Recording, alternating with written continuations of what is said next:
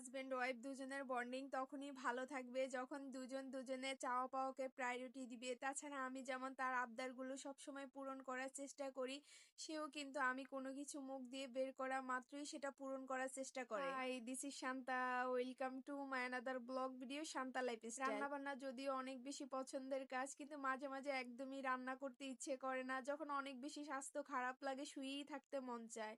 তাছাড়া এমনিতে আমার ঘাড় ব্যথার প্রবলেম আছে, যখন ঘাড় ব্যথা করে আমি মাথা সোজা করেই রাখতে পারি না। আজকে অনেক বেশি ঘাড় ব্যথা করছিল, সব মিলিয়ে দিনটা খুবই খারাপ গেছে। পেঁপে ভাজি করব আর মাছ রান্না করব। তাছাড়া পেঁপে অনেক দিন যাবতই ফ্রিজে ছিল, ভাজি করব করব বলে করাই হয়নি। এভাবে পেঁপে ভাজি করলে কিন্তু খেতে খুবই ভালো লাগে। পেঁপে কিন্তু অনেকভাবেই ভাজি করা যায়, তাছাড়া যেভাবে ভাজি করি সেভাবেই কিন্তু খেতে ভালো লাগে। যতই অসুস্থ থাকি না কেন রান্না বান্না কিন্তু করতেই হবে। মাঝে মাঝে যে একটু আপনাদের ভাইয়া রান্না করবে সেটাও পারে না, ও তো একদমই রান্না করতে জানে না। আমি তো মাঝে মাঝে বলি যে আমার থেকে তো একটু রান্নাটা শিখো, তাহলে তো আমাকে একটু মাঝে মাঝে রান্না করে খাওয়াতে পারবে। এই কথা বললে বলে যে পরে শিখবো। আমার বাসায় আমি তো আলু ছাড়া একদমই তরকারি রান্না করতে পারি না, কারণ আপনাদের ভাইয়া মাছের চেয়ে আলু খেতে বেশি পছন্দ করে, তাই আমি তার পছন্দকেই বেশি প্রায়োরিটি দেই। তাছাড়া ও সব কাজে আমাকে সাহায্য করলো, রান্নার বেলা সে একদম জিরো, ওর কাছে নাকি রান্না করাটা খুবই কঠিন কাজ মনে হয়। রান্না শেষ হওয়ার সাথে সাথে আমি খেতে বসে পড়েছি, আর পেঁপে ভাজির সাথে আমি একটা কাঁচামরিচও নিয়েছি। যে কোনো ভাজির সাথে কিন্তু কাঁচামরিচ খেতে খুবই ভালো লাগে।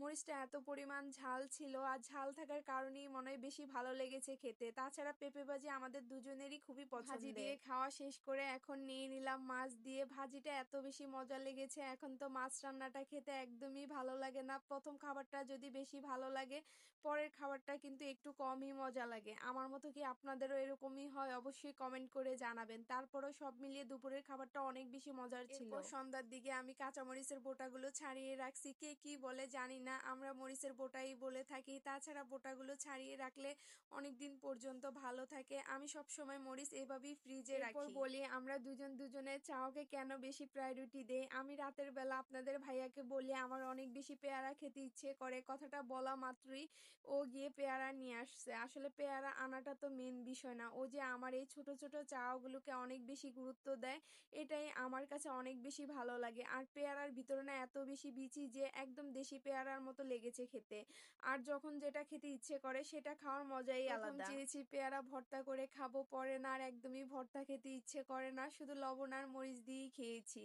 খুবই ভালো লেগেছে খেতে। আমার যখন ঝাল কিছু খেতে ইচ্ছে করে তখন খেতে পারলে খুবই ভালো লাগে। আর আমরা মেয়েরা তো একটু ঝাল খেতে বেশি পছন্দ করি। সামনে তো তোমাকে থ্যাঙ্কস দিতে পারিনি, তাই ভিডিওতে বলে দিলাম থ্যাংক ইউ আমাকে পেয়ারা খাওয়ানোর জন্য। এই জন্যই তোমাকে এত বেশি ভালো লাগে। আজ এই পর্যন্তই, দেখা হবে পরবর্তী কোনো ভিডিওতে। আমার ভিডিওটি যদি আপনাদের ভালো লেগে থাকে অবশ্যই লাইক কমেন্ট শেয়ার করতে ভুলবেন না।